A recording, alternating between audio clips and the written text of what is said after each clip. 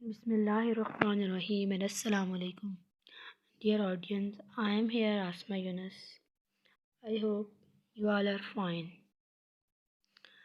If you like my video, please subscribe and share. It's just for the special child and for their progress and for their progress. Uh, Today the topic that I will discuss is cerebral palsy (CP). बहुत से लोगों ने CP का नाम सुना होगा जिनकी families में सेरिब्रल पाल्सी के बच्चे हैं या जिनके पेरेंट्स या वो लोग जिनकी फैमिली में बच्चा है वो जानते होंगे कि या जिनके रिलेटिव में। लेकिन बाकी वो तमाम लोग जिनकी फैमिली में कोई स्पेशल बच्चा दूर दूर तक नहीं, तो वो सीपी के बारे में नहीं जानते। तो today I will tell you about the detail about this disorder CP.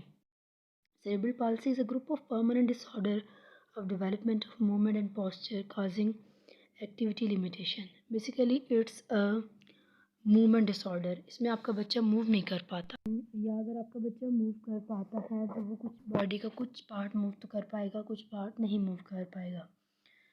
Another definition, CP is a motor disorder that the condition involves disturbance of sensation, perception, communication, cognition and behavior. Secondary musculoskeletal problems and epilepsy. ये एक motor disorder है. इसमें ये होता है कि sensation की disturbance आ जाती है, मे बी कि वो सही तरह सुन भी ना पा रहा हो, ठीक है, इसकी वजह से सीपी की वजह से उसकी परसेप्शन भी ठीक ना हो, सामने से गाड़ी नज़र आ रही है उसको जहाज़ लग रहा हो सकता है उसकी, क्योंकि वो परसीव गलत कर रहा होगा, उसकी कॉग्निशन में प्रॉब्लम है, वो सही उसका वो सही से जज नहीं कर पा रहा बच्चा, ठीक है. एंड बिहेवियर, और आपको पता है कि जब बच्चा एक जगह, आप थोड़ी देर बच्चे को ऊपर बैठा देना ऊंची जगह पे, वहाँ से मूव ना करने दें उसको, तो बच्चा क्या होगा, डिस्टर्ब होगा. और ये बच्चे तो डिसेबिलिटी के साथ आते हैं, मूव नहीं कर पा रहे, तो इनके बिहेवियल इश्यूज़ बहुत ज़्यादा आते हैं. कंटिन्यूस व्हील चेयर पर बैठ के बच्चा बहुत तंग पड़ जाता है. और इसमें ये भी उस मसल्स का इशू भी हो सकता है कि मसल्स बच्चे के जो है वो प्रॉब्लम कर रही हैं, और ये भी उस एपिलेप्सी और सीपी की वजह से एपिलेप्सी भी हो सकती है बच्चे को. तो क्या है कि सीपी, अब आपको समझ आ गई होगी कि सीपी क्या है. बेसिकली ये मूवमेंट डिसऑर्डर है, और फर्दर भी सीपी के डिफरेंट टाइप्स हैं. सीपी को पढ़ने में, कहने में बहुत आसान है, एक बहुत छोटा सा वर्ड है CP, cerebral palsy, but it's very difficult उन लोगों के लिए जिनके पास सीपी बच्चे हैं. मेरी क्लास में 2 बच्चे हैं, मेरी क्लास में एक बच्ची है और वो इतनी हैवी है, मतलब उसका वेट इतना ज़्यादा है, और साथ ही उसका भाई भी है. तो अब देखें कि जिन पेरेंट्स के पास ये बच्चे हैं उनके लिए कितना मुश्किल है. और मैं सलाम पेश करती हूँ उस बच्ची के पेरेंट्स को कि उस बच्ची को डेली साफ़ सुथरा भेजते हैं, और मैं हैरान होती हूँ. मैं उसकी वालदा को सलाम पेश करती हूँ कि वो अपनी बच्ची को इस तरह डेली तैयार करके भेजती है, क्योंकि बहुत मुश्किल होता है, मुश्किल है. अब उसका वेट भी बहुत ज़्यादा है, उसको व्हील चेयर पर बिठाना, उसको मूव करना, उसकी ईच एंड एवरीथिंग, उसके बैग में लंच रखना, उसकी बॉटल, उसके ज्योमेट्री बॉक्स, और उसके बैग में सब चीज़ें पूरी होती हैं. इवन कि अब कोविड के डेज़ चल रहे थे, तो जब स्कूल ओपन था तो उसका मास्क भी होता था, और एक एक्स्ट्रा मास्क भी होता था बैग में. तो स्टार्ट में तो ये होता है कि बिहेवियर इश्यूज़, रिपीटेटिव बिहेवियर बहुत ज़्यादा था, क्योंकि अब आप बच्चा जो है कंटिन्यूस एक व्हील चेयर पर बैठा हुआ है, घर में उस जैसा दूसरा बच्चा भी है, तो बच्चा लर्न भी कर रहा है बिहेवियर. तो लेटर ऑन जब मैंने उस पर काम किया लगन के साथ, क्योंकि पेशेंस के साथ काम करना पड़ता है, अल्हम्दुलिल्लाह अल्हम्दुलिल्लाह शी इज़ नाउ स्टेबल. उसका जो रिपीटेटिव बिहेवियर था वो बहुत हद तक ख़त्म हो गया है, और उसके साफ़ सुथरे बिहेवियर पे डेली जो है वो बच्ची आती है. बच्ची का पूरा साफ़ सुथरा होके आना, और उसके पेरेंट्स की बहुत एफ़र्ट होती है उसको रेडी करने में, और इतना 2 बच्चे एक जैसे तैयार करना उन वालिदैन पे बहुत बड़ी आजमाइश है. तो डियर ऑडियंस, हमारा ये, हम being the member of the society, हमारा ये काम बनता है कि ऐसे लोगों को अप्रिशिएट किया जाए, क्योंकि अगर उनके पास स्पेशल बच्चा है तो ये उस अल्लाह रब की ज़ात की तरफ से है. हमें चाहिए जितना हो सके हम मॉरल सपोर्ट करें, क्योंकि मेरा जो बीइंग अ टीचर, अगर मैं बात करूँ तो मैं अपनी अल्हम्दुलिल्लाह 100% एफ़र्ट दे रही हूँ उस बच्ची को, क्योंकि जब मैं देखती हूँ उस बच्ची को रेडी, उस बच्ची का यूनिफ़ॉर्म देखती हूँ, उस बच्ची का गेटअप देखती हूँ, तो मैं सलाम पेश करती हूँ उसकी मदर को जो उसको इस तरह रेडी करके भेजती है, और साफ़ सुथरे यूनिफ़ॉर्म में उसके साथ काम भी अल्हम्दुलिल्लाह मैं कर रही हूँ। CP cannot be CP has defined as non-progressive injury to the immature brain। Basically जो CP है वो ब्रेन की इंजरी है, ब्रेन के किसी भी पार्ट में इंजरी। ब्रेन के देखिए आपको पता है डिफरेंट पार्ट्स हैं, ठीक है, fore brain, mid brain, hind brain, इसी तरह किसी भी पार्ट में उसके जो है वो इंजरी हो जाती है, ठीक है। उसकी वजह से भी CP जो है वो लीडिंग टू मोटर डिस्फंक्शन, जिसकी वजह से जो है वो मूवमेंट नहीं हो पाती है। Lesion is not progressive but the clinical manifestation change over time, और मैनिफेस्टेशन जो है वो इसकी चेंज होती रहती है with the passage of time. अच्छा, की कंपोनेंट्स क्या होते हैं? 3 टाइप्स ऑफ सेरिब्रल पाल्सी। सबसे पहले है जी स्पैस्टिक। स्पैस्टिक क्या होता है? Stiff and difficult movement. Scissor gait, मतलब बच्चे कैंची की तरह चलना, मोस्ट कॉमन फॉर्म होती है स्पैस्टिक की। इसके मसल स्टिफ होंगे, बहुत सख्त किस्म के जो है उस बच्चे के मसल्स होंगे स्पैस्टिक टाइप में। एथियॉइड में क्या होता है? इनवॉलेंटियर अनकंट्रोलेबल मूवमेंट। मेरी क्लास में एक बच्ची है जो, जैसे मैं कहूँगी गो टू वॉशरूम या go to wash your hands, तो उसकी मूवमेंट इतनी तेज़ होती है, वो एथियॉइड में आ रही है। एंड ये सेकंड मोस्ट कॉमन होती है। Effect part of brain basal ganglia. Basal ganglia जो है मूवमेंट को कंट्रोल करता है, लेकिन उसमें जो लेयर होती है उसकी वजह से एथियॉइड होता है, उस बच्चे की मूवमेंट जो है वो अनकंट्रोलेबल होती है। अटैक्सिक। अटैक्सिक टाइप में क्या होता है कि disturb sense of balance and depth perception. अब बच्चे को सामने जो है वो एक दरख्त भी खड़ा है तो उसको सही समझ नहीं आएगी, डेप्थ परसेप्शन उसकी ठीक नहीं है, और बैलेंस जो है वो बच्चे का ठीक नहीं होगा अटैक्सिक टाइप में। Second part of brain cerebellum, और इसमें जो है हमारा ब्रेन का कौन सा पार्ट इन्वॉल्व होता है? सेरिबेलम। इस सेरिबेलम बैलेंस के साथ जो है वो बेसिकली डील कर रहा होता है। और अगर ब्रेन की, और ये जो सेरिब्रल पाल्सी में जो डिफरेंट टाइप्स बता रहे हैं वो स्पैस्टिक, एथॉइड, अटैक्सिक और मिक्स्ड, इसमें ये है कि किसी भी ये जो ये टाइप्स हैं ब्रेन के किसी भी पार्ट में, जैसे बेसल गैंग्लिया सेरिबेलम में लिगेंड की वजह से हो सकती है। एंड मिक्स टाइप में क्या होता है कि there can exist a combination of these types of CP for any person. तो ये भी हो सकता है कि एक बच्चे में अगर स्पैस्टिक एथॉइड भी हो, कॉमॉर्बिडिटी भी हो सकती है ना, कि एक बच्चे में जो है स्पैस्टिक के सिम्टम्स भी हैं, ठीक है, कंपोनेंट्स आ रहे हैं और एथॉइड के भी आ रहे हैं, ठीक है, उसको मिक्स्ड हम जो है वो CP बोलेंगे। और ये डिफरेंट टाइप्स हैं इनके, इन टाइप्स के अकॉर्डिंग को कैटेगरीज़ में जब हमारे पास आता है जो हमारा फिजियोथेरेपिस्ट होता है, फिर उसके अकॉर्डिंग देखता है कि स्पैस्टिक है, एथॉइड है, फिर उसके अकॉर्डिंग वो उनको ट्रीटमेंट देता है। उसके अकॉर्डिंग जो है वो बच्चों के लिए जो है वो अल्टरनेटिव्स देता है, डिफरेंट जो हैं वो AF होते हैं, ठीक है, वो बच्चों को देता है। तो ये जो ये टर्म्स बेसिकली जो है वो हमारा फिजियोथेरेपिस्ट जो है वो इनसे डील करता है, और वो बच्चों के साथ बहुत अच्छे से काम करती हैं हमारी फिजियोथेरेपिस्ट। तो बच्चों के जो गेट में भी चेंज आता है, बच्चों की मूवमेंट में भी चेंज आता है, और बहुत से बच्चे जो हैं वॉक नहीं कर सकते तो वो वॉक पर भी आ जाते हैं। डिपेंड करता है कि आप कैसे मूव कर रहे हैं, जो है वो फिजियोथेरेपिस्ट के इंस्ट्रक्शंस पे कितना अमल कर रहे हैं, इट डिपेंड्स ऑन यू। अब हम यहाँ पे बात करेंगे नेक्स्ट में कि ब्रेन के कौन कौन से पार्ट्स जो हैं वो इन्वॉल्व होते हैं, ठीक है। 70 to 80% जो है ना वो स्पैस्टिक केसेस आते हैं हमारे पास, स्पैस्टिक CP में स्पैस्टिक होते हैं। अब इसमें ये कॉमन फॉर्म है, और इसमें जो है वो ये muscle appear stiff and tight. इसमें जो मसल्स होते हैं वो स्टिफ होते हैं, tight, arises from motor cortex damage. और ये जो ब्रेन का पार्ट है मोटर कॉर्टेक्स डैमेज की वजह से स्पैस्टिक होते हैं बच्चे। 70 to 80% सबसे ज़्यादा रेशियो जो है वो स्पैस्टिक ही है।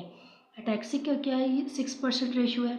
अब ये कौन से पार्ट की ब्रेन है? ये शेकी मूवमेंट जो बच्चों में आती हैं वो होती हैं। Affect balance and sense of positioning in space, arises from cerebellum damage. और जब सेरिबेलम डैमेज होगा बच्चे का, ठीक है, तो अटैक्सिक टाइप आएगी। और 6% जो है वो अटैक्सिक हमारे पास केसेस आते हैं।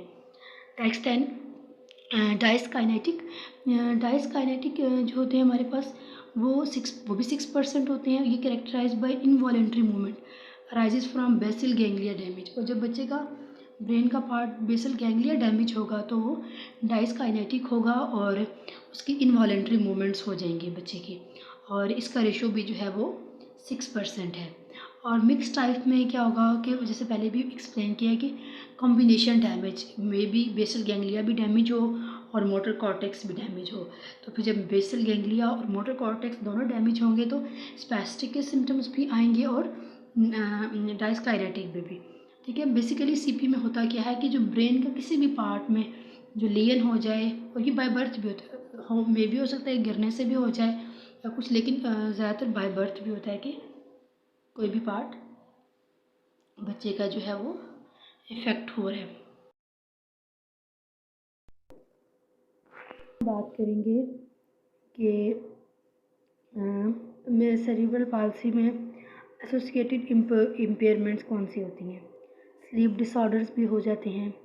ठीक है, ब्लैडर इनकंट्रोल ब्लैडर मूवमेंट होती है। इनएबिलिटी टू टॉक भी हो सकता है, ये भी एक एसोसिएटिव डिसऑर्डर जो हैं वो सीपी के साथ आ रहे हैं। एपिलेप्सी भी जो है वो एक जो है वो हो सकता है डिसऑर्डर सीपी के साथ। अब हमारे पास डिफरेंट टाइप्स हैं सीपी की। इसमें हमारे पास मोनोप्लेजिया, डायप्लेजिया, मोनोप्लेजिया, हेमीप्लेजिया, डायप्लेजिया, क्वाड्रप्लेजिया। जैसे कि आपको पिक्चर में नज़र आ रहा है कि जो रेड बाजू हुआ हुआ है, इट मीन्स के monoplegia. It can be a arm, it can be a leg. इसको बोलेंगे हम मोनोप्लेजिया। इसमें कोई एक पार्ट आपका डैमेज होता है, या आपका बाजू या आपकी टांग, कोई भी, it can be right left. ठीक है, देन हम बात करेंगे सबसे पहले हमने हेमीप्लेजिया की बात की, फिर हम मोनोप्लेजिया।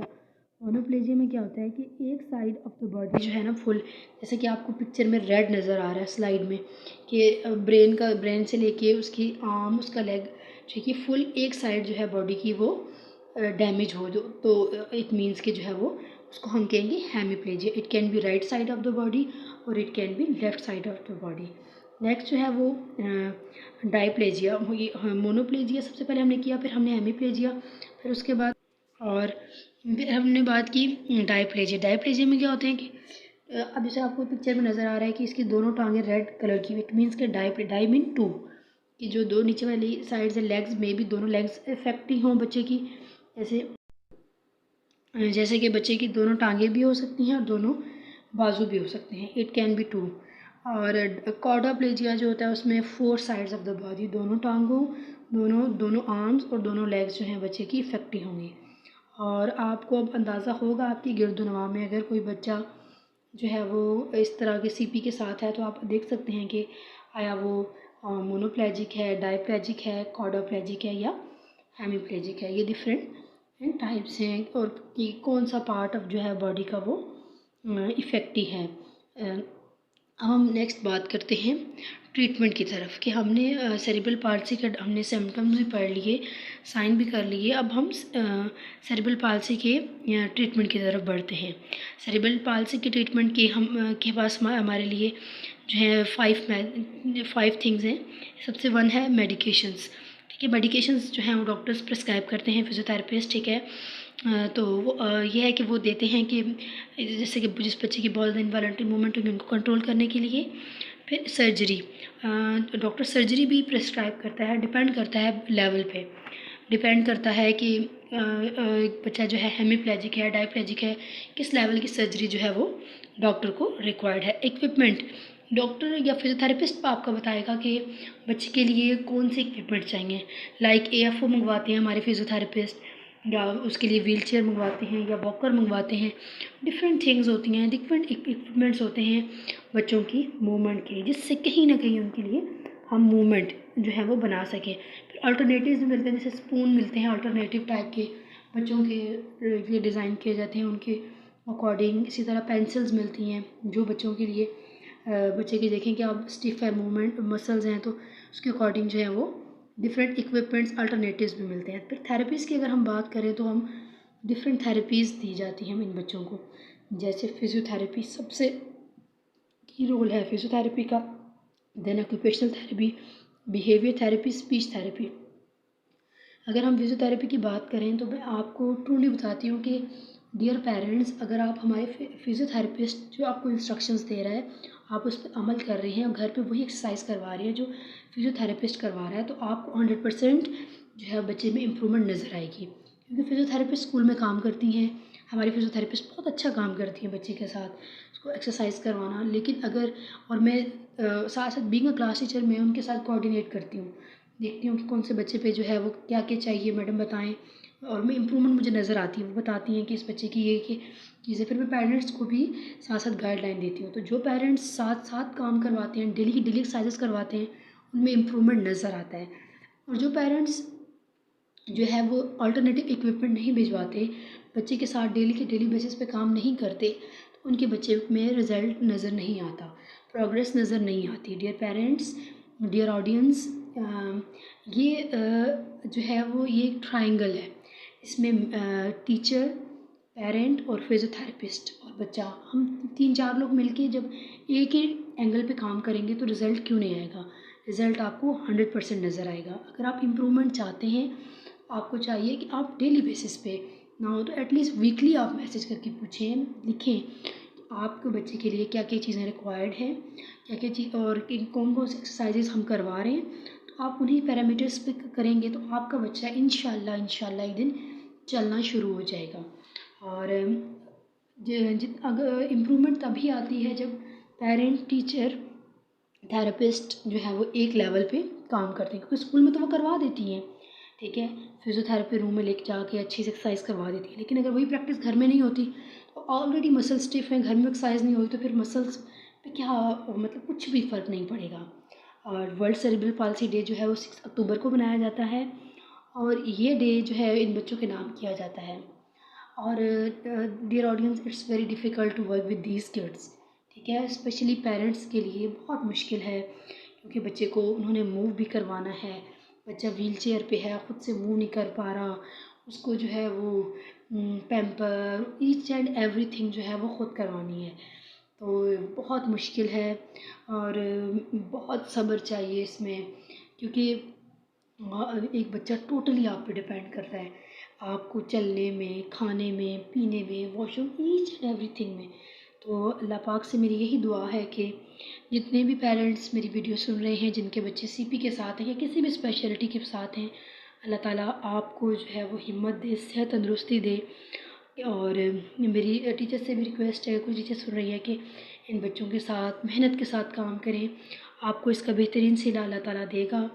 और आप जितना लॉयल्टी से के साथ काम करते हैं, उसका रिज़ल्ट बच्चे की प्रोग्रेस में नज़र आता है, और इसका बेहतरीन सिला जो है अल्लाह ताला देता है। अगर आपका बच्चा स्पेशल है, एट द एंड में फिर यही कहूँगी, तो इसमें घबराने की कोई बात नहीं है, उस रब की देन है, उस रब ने आपको दिया है, वो आपको जो है वो हिम्मत भी देता है, वो आपके लिए वसाइल भी पैदा करता है। जितनी ही आपके पास अगर दौलत है ना, तो मैं आपसे ये कहना चाहूँगी कि स्पेशल बच्चे की वजह से है। उन स्पेशल बच्चों का जो है बीइंग अ टीचर मैं भी बहुत ख्याल रखूँगी, आप भी बहुत ख्याल रखें।